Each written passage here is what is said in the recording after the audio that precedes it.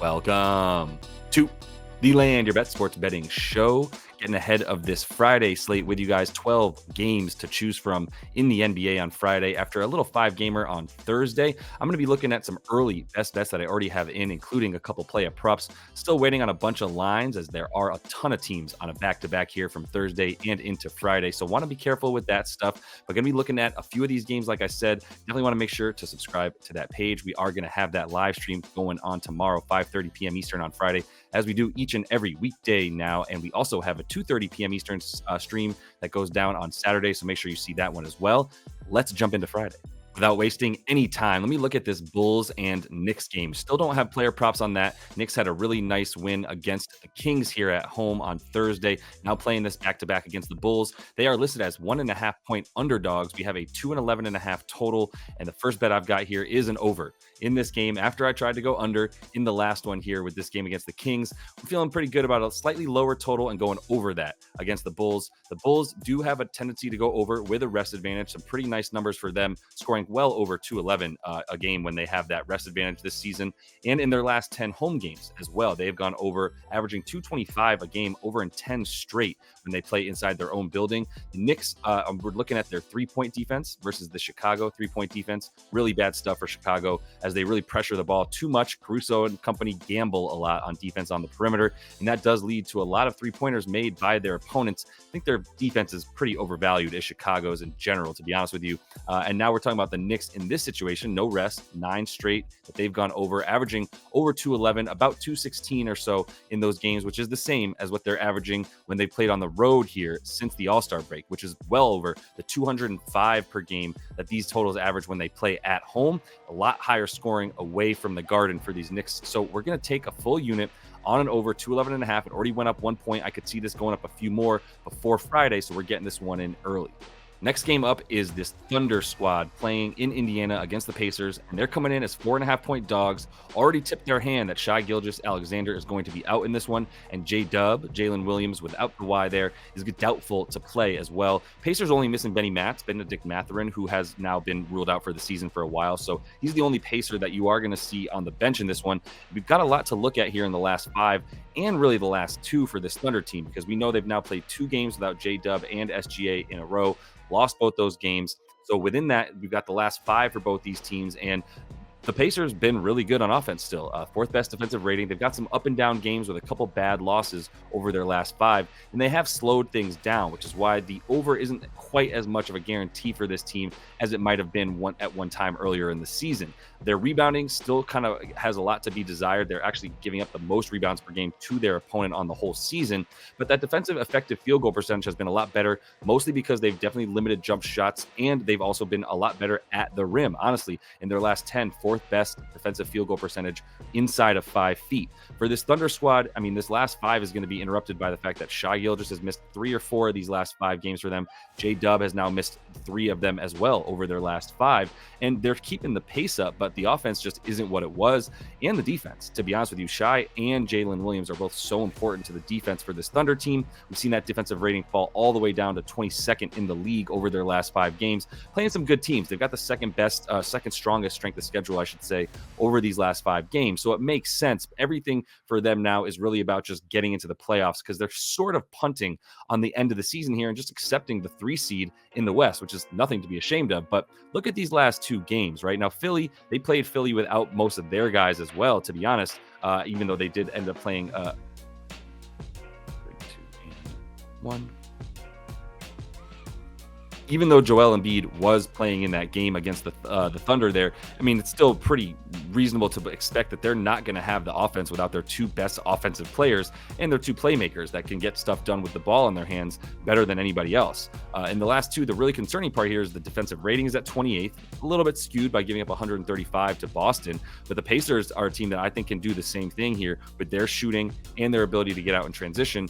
Definitely think they're going to have some ease, I should say, scoring against this Thunder squad, who has been really bad rebounding, which has been the case all season, but they're not making threes. So I don't think they can come along for the ride with this Pacers team, which is why best bet number 2 here is the Pacers to cover 4.5 points in this game. That might go up a bit. I would play this up to 5.5 as well. If you see it at 5.5 here on Friday, by the time you're watching this video, I still think that's a good number. Check back in on the live stream, 5:30 p.m. Eastern. We'll see if there's anything that changes in terms of how this spread might actually rise in favor of the Pacers. But as is, I absolutely love this bet for the Pacers, who I think might even be good for an alt spread here. The way that they've been playing and gearing up for this game against the Thunder without their best 2 guys, take that with some ease. 4.5 points for the Pacers. Staying in this game, though, for one more best bet, I got to take an under for Josh Giddey here. 33.5 points, rebounds, and assists. I'll be totally honest. My favorite bet in this game for him to go under is the assist. They're at 7.5 as where they opened on DraftKings. However, that's definitely it's already at minus 150 to the under, right? So taking an under on his assists, not quite as lucrative here as adding the points, rebounds as well to that assist. Going under, though, for a full unit, he's gone under this number pretty cleanly in all 4 games that he's played without both SGA and Jalen Williams, J-Dub, in his career now. 4 games that he's played without those 2 dudes over the last 2 seasons. He's looking at less than 12 a game, points per game, 5 boards exactly, and 3.8 assists on just 9 potential assists, which is another reason I love the under for his assists specifically. For him to get 8 assists on 9 potentials, not very good, right? Indy allows the 4th fewest assists per game on the season, also top 5 at limiting point guards specifically, which is pretty much what we're going to see Giddey being in this game. Although Aaron Wiggins, as well as Isaiah Joe and Kason Wallace, all these dudes have taken a lot of shots from him over the last 2, as that's kind of what I'm assuming. The 28 minutes per game that we've seen him play in the last 2 games without SGA and J-Dub, like, that is very indicative of the fact that Mark Daigneault, coach of the Thunder, isn't really looking to get these wins, right? He would have his best player on the floor for a lot more than 28 minutes, especially in that Philly game, which was very close. And then we just saw Giddey kind of come out and not get much playing time in the 3rd and 4th quarter because we weren't going to like add to his minutes just because they were going to try to win these games. They basically said they're not trying to win these games with the way that they're sitting SGA and Jalen Williams, who would probably be playing if this was a playoff game. Let's be completely honest, right? So with that in mind, like, there's no reason to expend his minutes beyond the 28 or so he's played in the last 2. I think the Pacers might run away with this one kind of early. So we've got a solid blowout potential for this Thunder team to get run out of the gym. And really, like, the potential assists, his ability to do it all in terms of points, rebounds, and assists in one go. I really don't like those chances for him. So feeling really good about the under on his combo here at points, rebounds, and assists, 33.5. All right, one more game here that I'm going into a little bit deeply is this Wizards and Portland Trailblazers game. Do not change the channel. There's actual legitimate bets to be made. You don't have to watch this game if you bet on it. You can just bet on it and then leave this thing to the toilet bowl that it's going to be. 2.5 points underdogs for the Blazers on the road, and the Wizards 2.5 obviously favorite at home. 220.5 is the total here. Rather than show you who's not playing for both these teams, let me show you who is probably going to be playing. Now, Deni Avdija is the one dude on the Wizards who is still questionable, and if he plays, it's a huge difference. He's going to far and away be the best player on this team at that point. Much better than Jordan Poole, I promise you.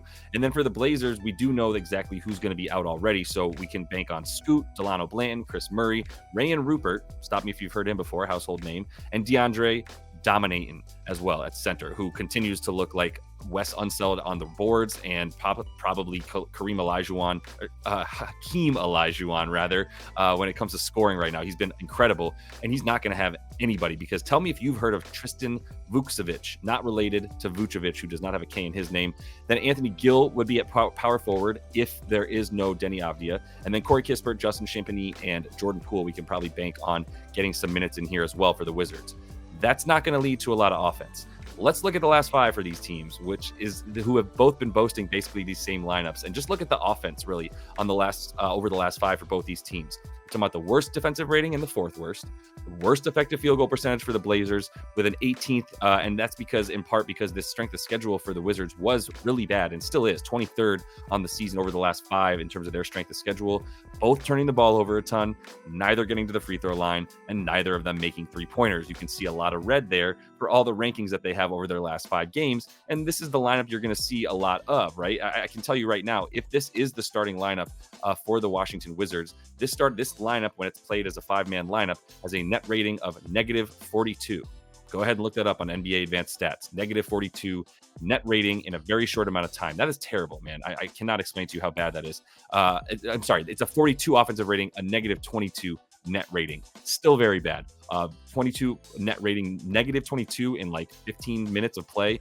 Not really good. So with that in mind, I got to take an under in this game. Like I said, have zero desire or plans on watching this on a Friday night. Plenty of other things I could do, like bang my head against the wall or stab myself in the eyes. But at the same time, under 220.5 is a great bet when you're not going to have that many NBA quality players, let's say good NBA quality players, good quality NBA players that are going to be in this game. So got to take an under with these teams playing a little bit better defense as well over their last 5. Not exactly world beaters, but definitely much better defensive ratings than they have offensive ratings. And final best bet that we're getting in here early until we do have that live stream 5:30 p.m. rather Eastern time tomorrow on Friday. Make sure you tune in for that. Bring your bets, go over those with you guys in the comments, jump in there, and then I go over those bets with you, share my screen, show you how I would bet on them, show you the tools that I'm using to bet on them. We have a really good time in there. So hope to see y'all there at 5:30. But this is Vasilije Micic, and he is a dude we have loved betting on. Even when his team puts up like 89 points, this dude is pretty good for 15 of them. 15 himself, I should say. So we're going over 11.5 points for minus 105 on DraftKings with a full unit. I thought about the points and assists, but in this Magic game, he's now played them twice as a member of the Hornets. He's in both those games, I'm kind of starting from the bottom here, but in both those games, 20.5 points per game, 21 and 20 in each of them respectively. 15 shot attempts, 10 shot attempts. So that right at about 12.5 field goal attempts in those two, which is way more than you should really need to get this over 11.5 points. And in that's just in the 2 games he's played versus them already. So it's a pretty good enough sample size compared to everyone else he's played since he got to the Hornets.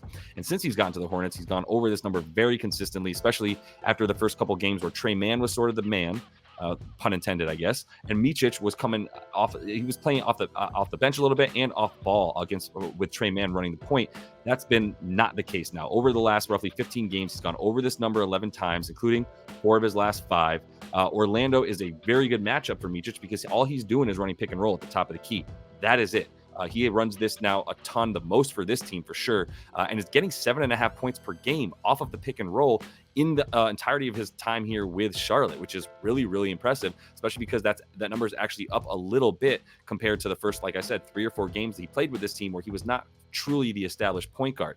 Now he is, and he does exactly what this Orlando team gives up just as much as anybody in the league almost at this point. The frequency with which he's playing in the pick and roll, this is the only offense that they really have because they have no offense. And Micic is getting a lot of good shots and good looks because this Orlando team does not give you anything down low. They let the shooter get a lot more shots off when he's the ball handler in the pick and roll. So gotta feel good about Micic, our boy, very quickly becoming a show favorite here to go over his points on Friday.